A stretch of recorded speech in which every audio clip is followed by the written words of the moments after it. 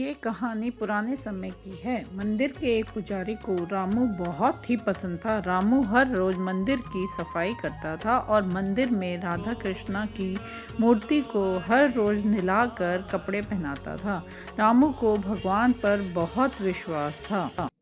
रामू जब 5 साल का था तभी से रामू अकेला ही था। गांव वालों ने उसका पालन पोषण किया था। रामू अपना पेट मंदिर के प्रसाद से ही भरता था। मंदिर के पुजारी को रामू पर बहुत विश्वास था। सोने की जगह मंदिर की सीढ़ियां ही थी।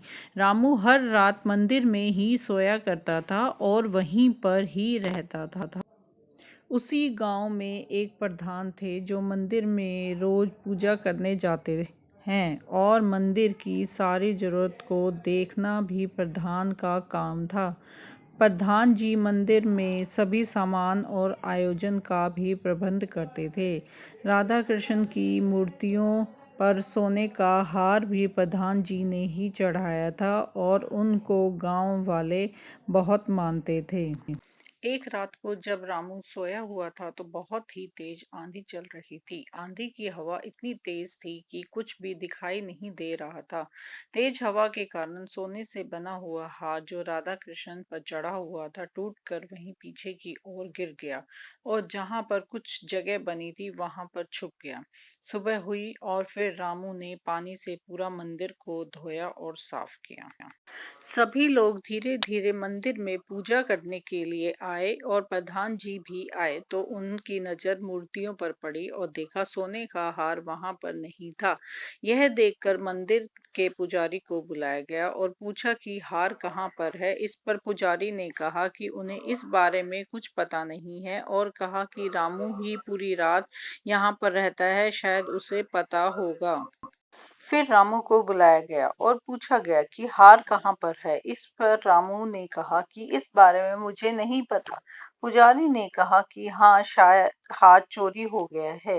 रामू से चोर के बारे में पूछा गया तो रामानु ने कहा कि यहाँ तो कोई भी नहीं आया, पूरी रात मैं यहीं पर था। कोई चोर आता तो मुझे जरूर पता होता।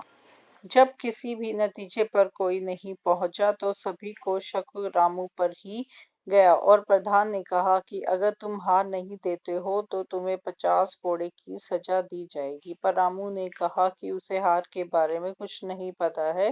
पुजारी ने भी कहा कि रामू सच बोल रहा है, शायद उसे हार के बारे में कुछ पता नहीं है।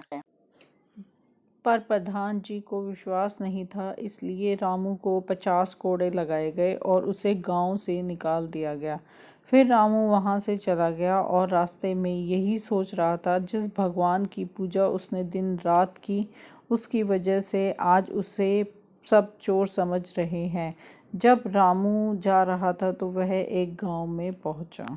उस गांव में कीर्तन चल रहा था और एक बाबा जी पूजा कर रहे थे। रामू कीर्तन के बीच में ही जाकर बोला कि बंद करो ये ढोंग, भगवान कहीं भी नहीं है।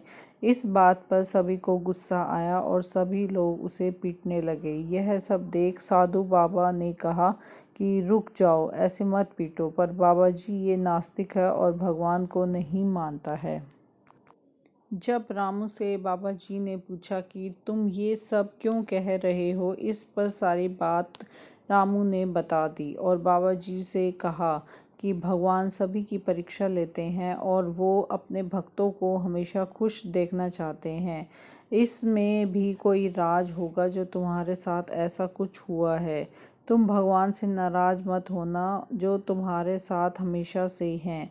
रामू को बाबा की बात समझ में आई और बाबा जी के साथ रामू ने नगर नगर घूमकर भगवान की लीला का वर्णन किया और बाबा जी के साथ मिलकर ज्ञान का भंडार दिया। एक रात रामू के सपनों में भगवान ने दर्शन दिए और कहा कि तुम मेरे अच्छे भक्त हो और तुम्हारी ये सब परेशानियां अब समाप्त हो गई हैं।